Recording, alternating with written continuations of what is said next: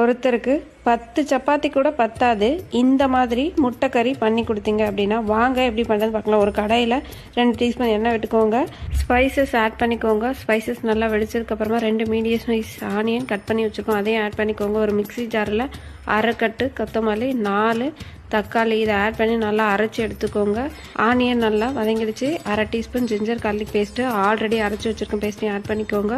ஒரு மிக்சிங் பவுலில் 6 முட்டையை உடச்சி ஊற்றிட்டு அதில் கொஞ்சமாக கொத்தமல்லி, 1/4 டீஸ்பூன் உப்பு, 1/4 டீஸ்பூன் பெப்பர் பவுடர் ஆட் பண்ணி நல்லா அடித்து எடுத்துக்கோங்க. அந்த மசாலாவோட பச்சை வாசனை போயிடுச்சு. இதில் 1/4 டீஸ்பூன் மஞ்சள் தூள், அரை டீஸ்பூன் மிளகாய் தூள், அரை டீஸ்பூன் கரம் மசாலா ஆட் பண்ணிக்கோங்க.